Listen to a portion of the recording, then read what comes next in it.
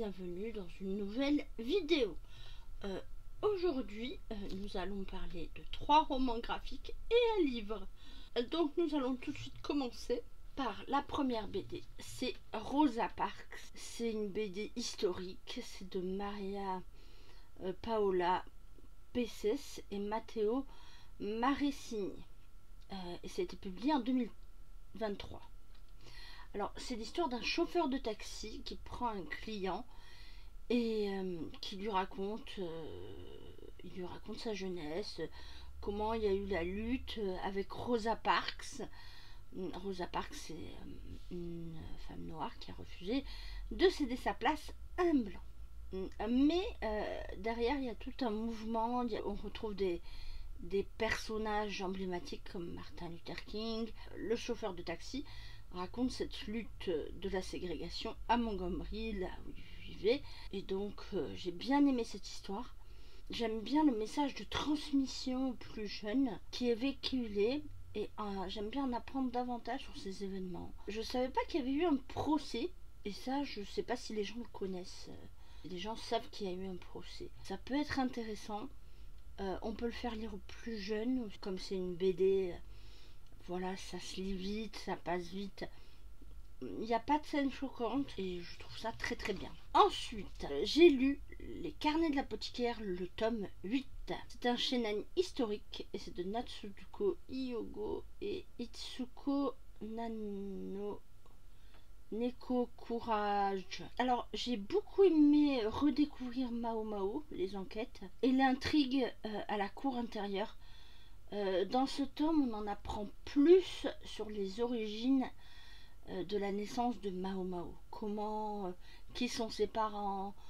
Si vous voulez savoir, allez-y, foncez. C'est pour vous, ce livre est pour vous et dans votre intérêt. Mais j'aime toujours, et je les dévore à chaque fois, Les Carnets de l'apothicaire. C'est vraiment, vraiment une petite pépite. Moi qui n'ai pas l'habitude de lire des mangas, j'aime beaucoup cette série. Je pense que je la lâcherai pas pour tout l'or du monde. Et je continue. Ça me convient bien. Ensuite, j'ai lu le tome 2, une BD tirée d'un livre. J'ai lu La règle du jeu. C'est la BD de Victor Dixon de Phobos, tome 2. Et c'est science-fiction. Et c'est de Eduardo Francisco, les illustrations. Et Victor Dixon, c'est l'histoire. Il a écrit les romans. Je ne les ai pas encore lus, mais ça me donne envie de les lire. Alors là, c'est un speed dating dans l'espace. Et en fait, là, il y a des choses qui se compliquent dans ce tome 2. C'est-à-dire, on va en apprendre plus. Et la fin est assez intrigante. Un des personnages du speed dating qui apprend un événement crucial pour la suite des événements. Et j'aime beaucoup cette histoire. Des complots, des secrets, le speed dating dans l'espace, des gens qui camouflent un peu ce qu'ils sont. Franchement, c'est top. Allez-y, foncez. Et n'hésitez pas, je pense, à emprunter le tome 3 bientôt. Et que vous allez le voir en point lecture, évidemment. Mais Phobos, allez-y.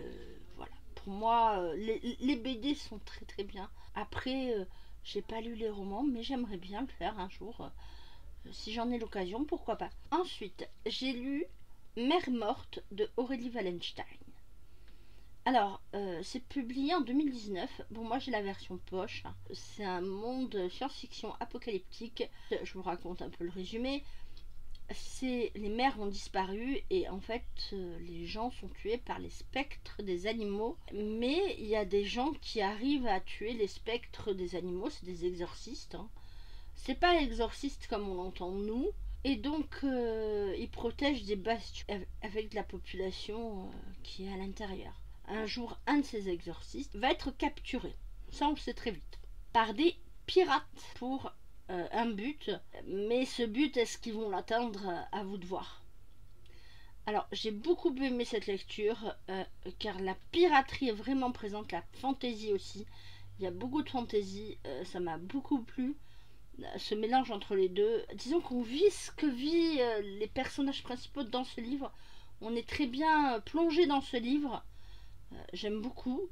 Il y a des secrets, il y a des retournements de situation, et j'aimerais grandement, si vous êtes l'autrice de Mère Morte, j'aimerais avoir une suite à Mère Morte.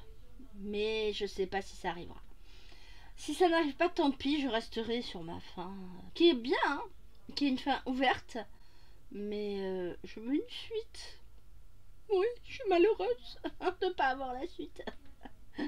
Ce point lecture est fini pour aujourd'hui. Je vous dis à bientôt dans une nouvelle vidéo. Un pouce bleu, un abonnement, ça fait toujours plaisir. Je vous dis à plus dans le bus et ciao. À plus sur la chaîne du Mag de Mag.